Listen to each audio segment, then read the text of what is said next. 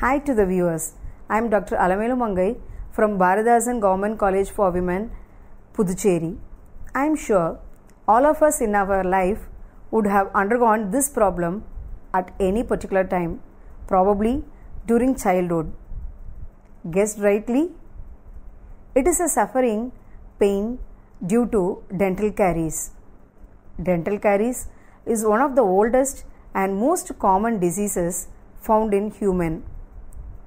And whenever you get caries and toothache, you think of cutting down of sugars, sugary eatables, chocolates, etc. and try to think of oral hygiene. In this module, you are going to know about the dental caries, its causes, the detection of dental caries, prevention of dental caries, and importantly, the dietary role in prevention of caries. Traditional caries management strategies adopted a surgical model of treatment. After removing the decay, a more geometrically perfect cavity is created and filled with the most compactable and artificial material. This surgical model eventually created bigger and bigger cavities as secondary dental caries that progressed even after restorative treatment, subsequently requiring a retreatment until eventually the total tooth was lost.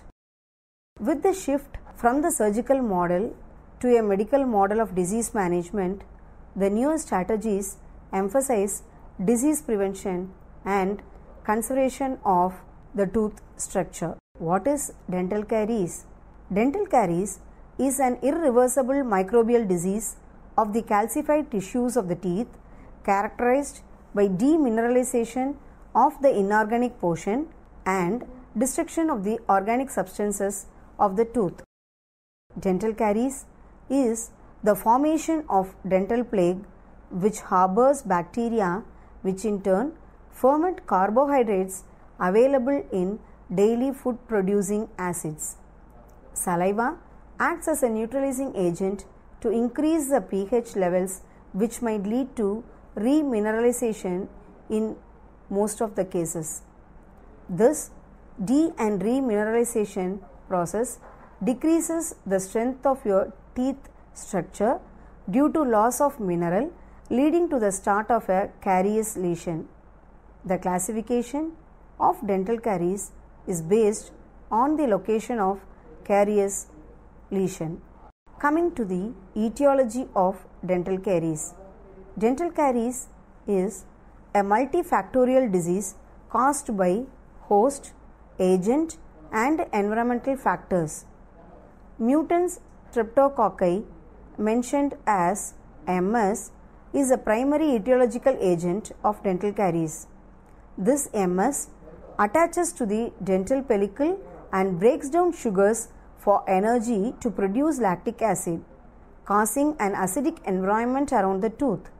As a result, demineralization of the enamel and subsequently the dentin occurs. There are many factors involved in dental caries. In dental caries process, the factors include the tooth, bacteria in the form of dental plaque, and diet containing sugar.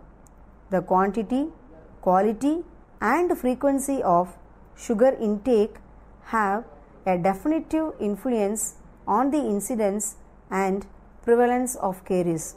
As you see in the picture, there are two main causes for the tooth decay. Certainly, I could point out the main and the premost one as certain types of bacteria which are found in dental plaque. Plaque is the one that is a thin white film that is constantly forming on the teeth after brushing. You can make a try. If you haven't brushed in a few hours, scrape them with a fingernail and see what comes off from your teeth. Hence, when these bacteria feed, they produce a harmful acid which erodes and destroys the whole tooth structure and can lead to cavities. So, bacterial infection is the prime cause of tooth decay. It can also cause gingivitis and sometimes it may even rot. The next major cause is food and the drinks. In particular, the main dangers are sugars and carbohydrates. The plague bacteria love these sugars and carbohydrates. They feed on this and in turn produce a plague acid. Hence, you must be very particular to know and understand the foods that bring higher risk. Certain foods such as candy or sweets, chocolate, the fizzy drinks that you are very much fascinated, and sometimes the fruit juices, the biscuit, cookies, ice creams, jam, jelly, all this could be the foods that bring higher risk in bringing the tooth decay. There are also lesser known causes of these cavities. Certainly, that can be certain type of fruits, potato chips or any crispy chips that you consume, the breakfast cereal and yogurts. It is not just well known foods that are bad for our health, especially the teeth. There are also lots of hidden sugars in food, and seemingly healthy carbohydrates are broken down into harmful sugars in the mouth. There is lot more advice and tips on foods that causes cavities that you are going to see in this session, as well as the dangers of snacking in our diet. Coming to the symptoms of dental caries. A person may not be aware of the presence of caries sometimes. The earliest sign is the appearance of a chalky white spot on the surface of the tooth. It is already an indication of enamel demineralization.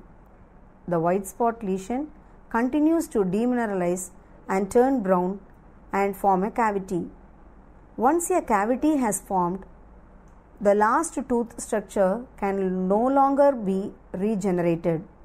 If your tooth shows a brownish and shiny lesion, it suggests that dental caries developed but the demineralization process has stopped, leaving the stain. If decay is active, it is lighter in color and looks dull. When decay has eaten through the enamel, the teeth may manifest sensitivity to sweet, hot or cold foods and drinks.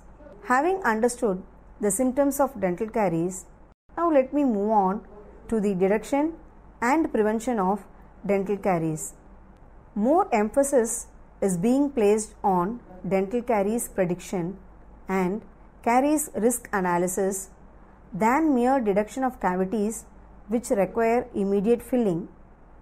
While in the past the cavities were filled at their earliest detection, the indications now are for restorative treatment, and apart from restorative treatment, the plague control measures are also employed to promote remineralization and towards the reversal of dental caries process. How do you diagnose the dental caries? Dental caries detected by visible color and texture change, tactile sensation using a dental explorer and radiographs. However, radiographs are not useful for detecting early enamel. Various new technologies have emerged to diagnose, especially of early lesions, which can help reverse the process before cavity filling is needed. One such diagnosis is DiagnoNet laser fluorescence technology that is used to measure bacterial products in caries lesions, and it may be sensitive enough to detect early demineralization. The intensity of fluorescence is displayed with a numerical value from 0 to 99. Digital imaging fiber optic transillumination, which is abbreviated as DIFOTI, uses fiber optic light to produce an image which may be useful for detecting initial areas of demineralization, cracks or fractures, and provide a quantitative characterization of the caries. Demineralized enamel shows reduced fluorescence due to scattering, as the fluorescence is attributed to the cross-links between structural proteins. The next diagnosis is caries risk assessment. Past caries experience, current caries index, oral hygiene measures such as the use of fluoride toothpaste and mouth rinse, calculus deposit, deep pits and fissures, the MS level, that is the streptococci level, snacking habits, and the salivary flow may all help to assess the individual caries risk and predict dental caries progression. After diagnosis, what could be the next? You need to move on to the prevention methods and the treatment. First, let me put before you certain prevention methods, and the foremost one being the oral hygiene. As dental caries do not progress without the bacteria present in dental plaque, the daily plaque removal by brushing, flossing and rinsing is one of the best ways to prevent dental caries and periodontal diseases. Proper brushing and flossing methods may be taught at the dental clinic during routine checkups. The next measure is fluoride application. Fluoride prevents dental caries by inhibiting demineralization of the crystal structures inside the tooth and enhancing remineralization. The remineralized surface is resistant to acid attack. In addition, fluoride inhibits bacterial enzymes. Methods of fluoride application include water fluoridation, fluoride toothpaste, fluoride mouth rinse, dietary fluoride supplements, and professionally applied fluoride compounds such as gels and varnishes. The next preventive measure is pit and fissure sealants. The majority of dental caries in young children occur in pits and fissures. Pits and fissures are more susceptible to dental caries because the anatomy favors plaque accumulation. These areas are often too narrow for any oral hygiene measures to be effective. By filling such irregularities with flowable restorative material, the area becomes less morphologically susceptible. This is especially recommended in young patients with erupting teeth and adults with a high caries index. The next preventive measure is xylitol. As you know, sucrose is well known cause for dental caries. The higher sucrose intake increases the risk of dental caries. However, it is impossible to eliminate sugar from the modern diet. Therefore, sugar substitutes have been developed to reduce the caries risk. Xylitol is one of these sugar substitutes. It has a sweet flavor comparable to sugar, and it is not only non-carcinogenic but also anti-carcinogenic. It keeps sucrose molecules from binding with MS, thereby blocking its metabolism. It also reduces the adhesion ability and number of MS. The anti-carcinogenicity of xylitol is affected more by the frequency of intake than by the amount consumed. The next preventive measure is vaccine. Do you wonder for the presence of vaccine to prevent dental caries? Yes. As a dental caries is an infectious microbiological disease, there have been attempts to develop a vaccine. Some vaccines against MS in the form of proteins, recombinant and synthetic peptidases, or protein carbohydrate conjugates, as well as those based on DNA, have been proved to be successful experimentally, and an immune intervention can be undertaken by blocking the receptors which are necessary for the colonization of MS, or by inactivating glucosyl transferases. However, none of these vaccines have appeared on the market. Thus, for due to the difficulty in inducing and maintaining high levels of antibodies in oral fluids, research is still ongoing for clinical applications. The last preventive measure is the role on primary caregiver in children. As dental caries is an infectious disease, the primary caregiver of infants, most often mothers, can transmit caries causing microorganism to the child, resulting in the colonization of MS in infant oral cavity. There is a direct relationship between MS levels in parents and the child. Dental caries results from the production of acid caused by bacterial fermentation of food debris accumulated on the tooth surface. The hard tissues progressively weaken and break down if demineralization exceeds saliva production and other remineralization factors from calcium and fluoridated toothpastes. As the hard tissues break down, dental caries develop. Holes or cavities in the teeth start to show up when acids destroy the tooth enamel, dentin and cementum. The next aspect that you need to understand in dental caries is the treatment procedures. If caries is detected early while cavity has not formed yet, tooth decay can be stopped. With the help of fluorides and other prevention methods, a tooth in the early stage of decay will be able to repair itself. However, if the caries gets worse, causing a break in the enamel, only the dentist can repair the damaged tooth. The standard treatment for cavity is to fill the tooth.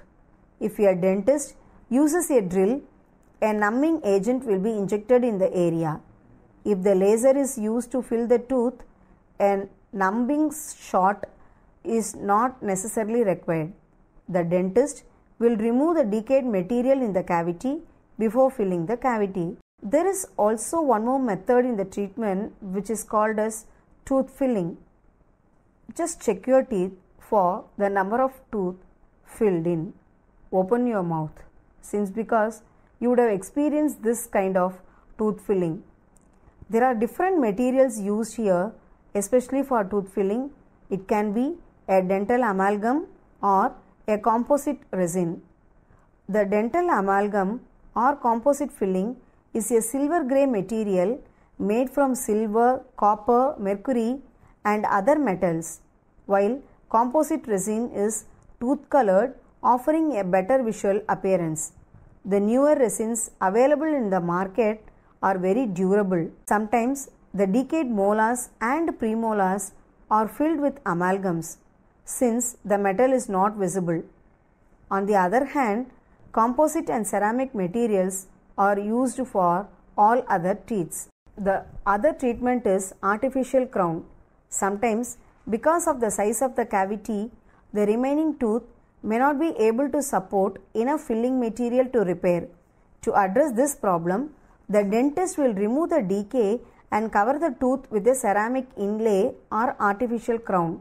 This is an outpatient service or procedure so that it can be done in the dental office of the laboratory. The most other common treatment recently heard is RCT, which is termed as root canal therapy.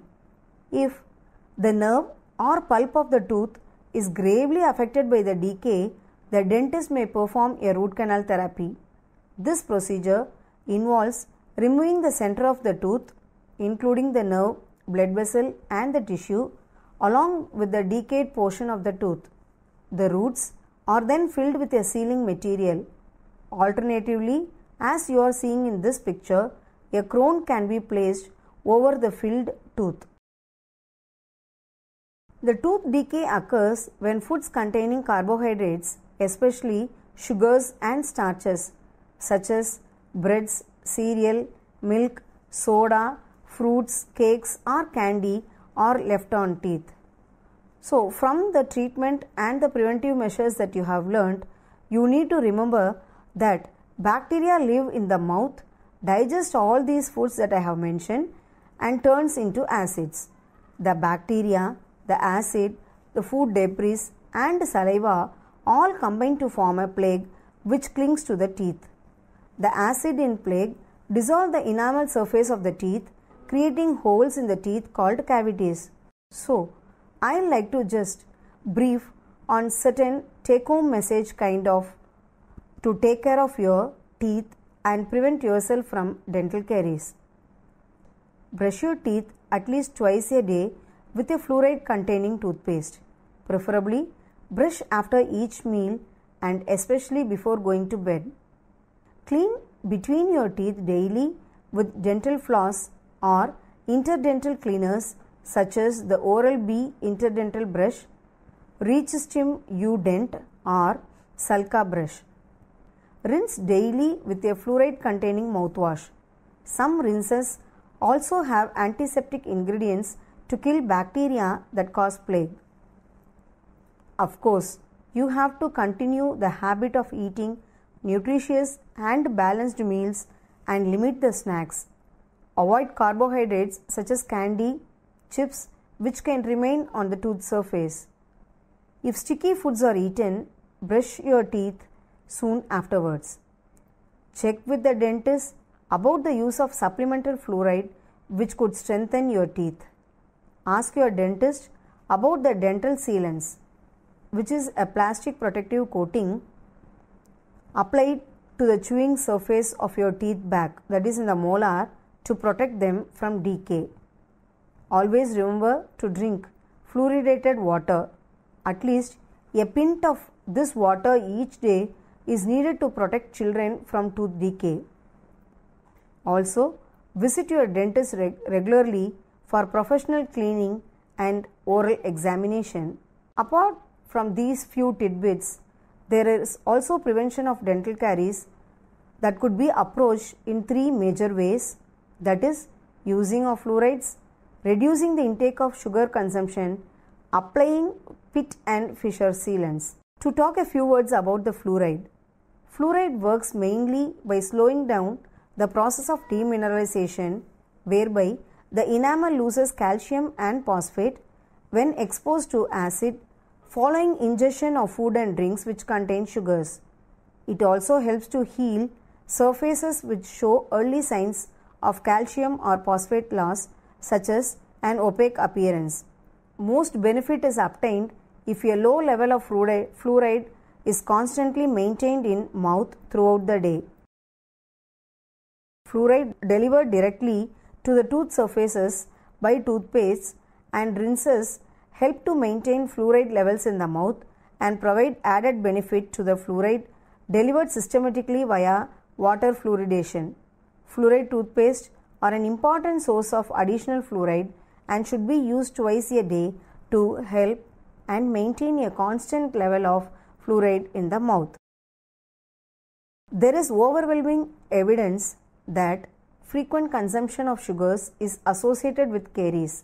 Dietary advice should be aimed at limiting the frequency of sugar intakes. There are many studies that have shown that sugar consumption remains a moderate risk factor for caries even when populations have adequate exposure to fluoride, and that exposure to fluoride coupled with reduction of sugar intake has an additive effects on caries reduction. Foods and drinks containing free sugars, that is, the sugars which have been added to food plus sugars naturally present in honey, fruit juices and syrup, has to be identified and recognized, and the frequency of their intake, especially between the meals, should be reduced. The pit and the fissure sealants are a safe and effective way to prevent dental caries on these vulnerable surfaces, and they are recommended for high caries risk children and should be applied as soon as the back teeth are sufficiently erupted to allow sealing. This pit and fissure sealants may also be used in adults. Sealants must be applied by the dental professional, that is, a dentist or a dental hygienist. This pit and fissure sealants create a thin barrier preventing the access of plague and plague acids to the enamel surface. I hope you have understood all the preventive, treatment and the diagnostic methods in relation to dental caries, and along with the few tidbits and a little bit about fluoride. Moving on to the next important aspects of dietary supplements for dental caries. A low dietary intake of calcium is associated with severe periodontal attachment loss and prevalence of dental caries, which decreases with intake of dairy products. The consumption of at least 55 grams of lactic acid containing foods per day significantly lowers the prevalence of dental caries when compared to no consumption. The benefit on periodontal health from the intake of lactic acid foods does not occur among smokers, likely because smoking is an important and perhaps overwhelming risk for periodontics. The production of lactic acid through carbohydrate fermentation by oral lactobacilli generates a low pH, which might inhibit the growth of anaerobic bacteria. One of the most important differences between lactic acid foods and other dairy products such as milk and cheese is the presence of lactobacilli. The regular consumption of lactic acid foods may constrain periodontal disease by controlling the overgrowth of periodontal pathogens in the oral cavity. It has been suggested that probiotics can be beneficial in reducing dental caries, gingivitis, periodontitis, oral yeast infections, and halitosis through shifting the balance of good bacteria over bad bacteria. A lack of vitamins C and D and calcium can cause teeth to soften over time, which makes them more prone to tooth decay and periodontal disease. It was suggested that diets low in fat and high in polyunsaturated fats and carbohydrates create chronic inflammation. Examples of highly processed carbohydrates include products with high concentrations of sugar and flour and omega-6 vegetable oils, including sunflower, soybean, and corn. To summarize, I need to tell you the 4 important aspects with regard to the dental caries and the dietary management. Remember, there are 2 main contributing factors that cause cavities: the plaque bacteria and the foodstuffs you eat or drink. There are also situations both in terms of life stages and the condition of your teeth, mouth can put you at increased risk of disease, as tooth decay often is silent since you may not be aware of it until it has done a lot of tooth damage. Always make a regular visit to your dentist and get it treated. Take care of your teeth and your mouth. Give a smile. Thank you.